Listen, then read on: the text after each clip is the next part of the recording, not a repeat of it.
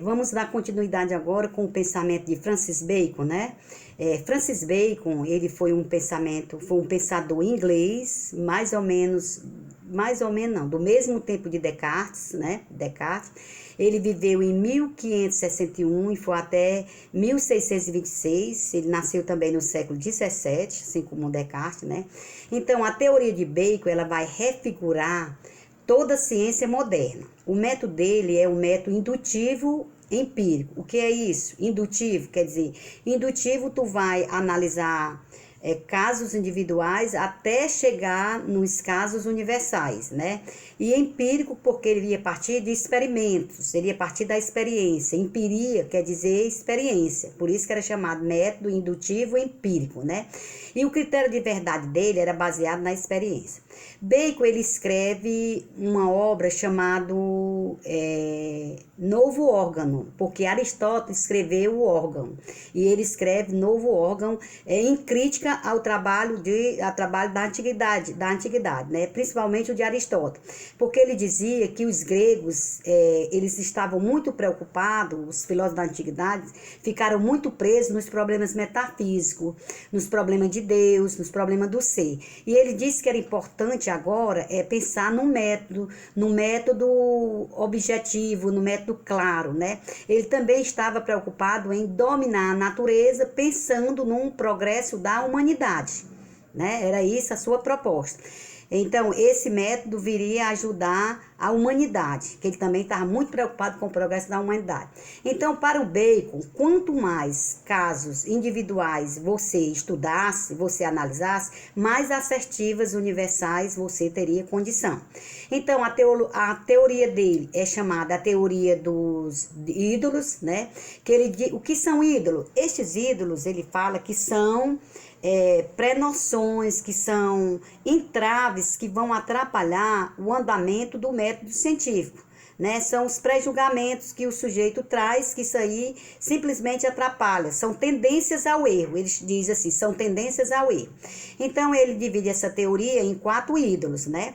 Ídolos da caverna, ídolos da tribo, ídolos do fórum e ídolos do teatro. Vamos ver cada um deles. O que são os ídolos da tribo? Os ídolos da tribo, ele disse que isso aí é próprio da espécie humana, quer dizer, a espécie humana já traz, né? São inerentes, né, o ser. É enxergar as coisas a partir da tua humanidade. Você diz assim, o dia está triste. Então, o dia não entristece, nem fica alegre. Quem está triste é você, né? Porque é você que está com esse comportamento de tristeza. Então, esse comportamento aí, ele diz que muitas vezes essas nossas tendências atrapalham a ciência, né? E a gente deve desprezar esses preconceitos, esses conceitos que a gente já traz. O outro ídolo, ele diz assim, ídolo da caverna. Esse aí é próprio da espécie humana, da natureza humana, porque são as cargas que a gente traz, as cargas psicológicas, as cargas sociológicas, as cargas dos discursos científicos, e ele disse aí que atrapalha muito a ciência, né? Você dizer assim, há uma determinada pessoa que diz assim, eu não vou pesquisar isso porque isso não condiz com o meu... não pactua com essa ideia. Então, fazer ciência, você não pode tomar partido. Você tem que despojar desse conhecimento. Você tem que despojar desse preconceito que o sujeito já traz, né?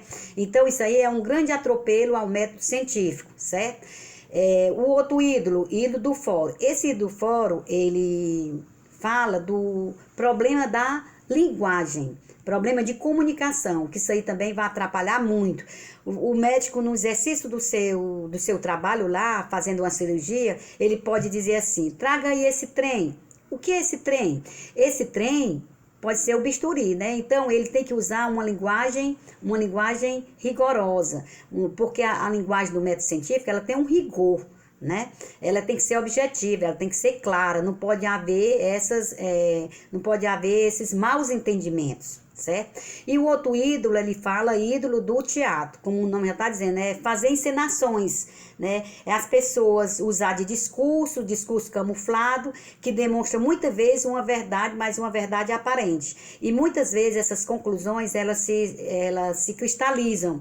Ele diz assim, quanto tempo nós passamos acreditando que o universo que a Terra era o universo, que a Terra, o centro da Terra era o universo? Quantas vezes nós passamos acreditando nessa teoria, né? Então são teorias que se cristalizam e que a gente tem que deixar, como eu já falei, tem que se dispor desses preconceitos, desses conceitos. Ao fazer ciência, você tem que ser livre, não pode trazer esses pré-julgamentos.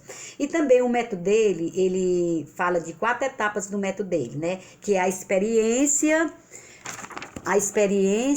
a observação, a regularidade, a análise e a generalização. Na observação, ele diz assim, quanto mais casos o sujeito analisar, quanto mais casos individuais, mais possibilidades de assertivas universais, né?